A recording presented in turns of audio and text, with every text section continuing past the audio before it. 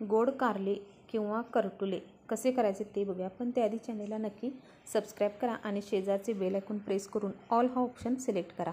यामुळे मी ज्यावेळी video upload करेन त्यावेळी तुम्हाला पहिले नोटिफिकेशन मिळेल।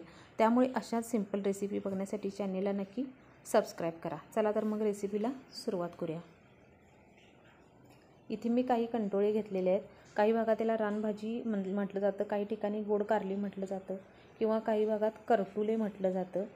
प्रत्येक भागात याची नावे वेगवेगळी आहेत। आता ही 2 ते 3 वेळा मी स्वच्छ पाण्याने धुवून घेतलेली आहेत। आता याच्या दोन्ही अशा साईडच्या कडा कट करून घ्यायच्या आणि चाकूने मी याला कट करून घेणार आहे।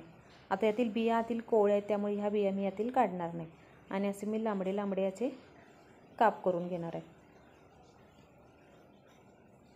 अशा पद्धतीने मी अजून एक तुम्हाला दाखवते। दोन्ही साईडच्या कडा कट करून घ्यायच्या। आता यामधल्या बिया थोड्याशा कठीण आहेत, त्यामुळे यातील बिया मी काढून घेणार आहे। बिया जर कोवळ्या असतील तर काढण्याची काही गरज नाही आणि बिया जर कठीण असतील तर यातील सगळ्या बिया काढायच्या आणि अशा पद्धतीने मी याचे लांबसर तुकडे करून घेतलेले आहेत। तुम्ही छोटे छोटे सुद्धा तुकडे करू शकता। आता मी कढईमध्ये तेल गरम करायला ठेवलेले आहे। तेल गरम झाले की यामध्ये जिरे, मोहरी आणि कांदा घालून घ्यायचा। कांदा थोडासा जरा जास्तच वापरायचा आणि कांदा थोडासा ब्राऊन होईपर्यंत भाजून घ्यायचा। आता कांदा लवकर भाजावा म्हणून यामध्ये मी थोडंसं मीठ घालून घेतलेलं आहे, म्हणजे कांदा लवकर भाजतो। आता कांदा ब्राऊन होत आला की यामध्ये टोमॅटो घालून घ्यायचा। इथं मी 1 टोमॅटो वापरलेला आहे आणि टोमॅटो एक साधारण 2 मिनिट असा शिजवून घ्यायचा। टोमॅटो थोडा शिजत आला की यामध्ये आता ही कारली घालून एक साधारण मिनिटभर याला असंच तेलामध्ये मिक्स करून घ्यायचं। एक साधारण मिनिटभर पूर्ण गॅस लो करायचा आणि लो गॅसवरच याला मिक्स करून घ्यायचं। आता यामध्ये मी तुरीची डाळ घातलेली आहे आणि आता तुरीची डाळ घालून पुन्हा याला लो गॅसवरच एक साधारण 2 मिनिट असंच मिक्स करून घ्यायचं आणि आता झाकण लावून लो गॅसवरच याला एक साधारण 1 मिनिटभर याला फक्त वाफ देऊन घ्यायची। म्हणजे आपण अर्धं कारलं इथंच आपण वाफेवरच शिजवून घेतलेलं आहे। आता एक साधारण 2 ते 3 मिनिट झालेले आहेत।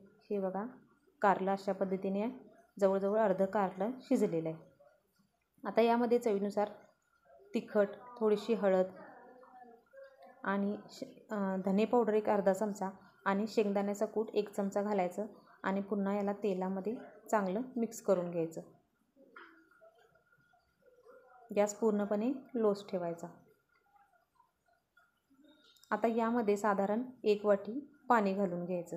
आता जवळजवळ 50% कारलं हे शिजलेलं आहे। फक्त यामध्ये आता 1 वाटीच फक्त पाणी घालायचं आणि थोडीशी वरून कोथिंबीर आणि घालून हे चांगलं मिक्स करायचं आणि याला झाकण लावून एक 2 ते 3 मिनिट मीडियम गॅसवर याला शिजवून घ्यायचं।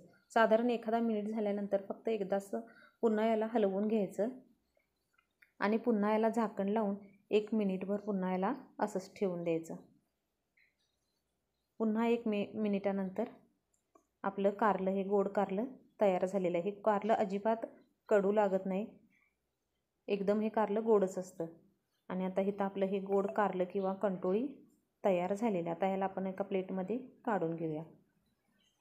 इथं अशा पद्धतीने मी प्लेटमध्ये काढून घेतलेलं आहे आणि आता वरून थोडीशी कोथिंबीर घालूया आणि आपलं गोड कारलं तयार झालेलं आहे।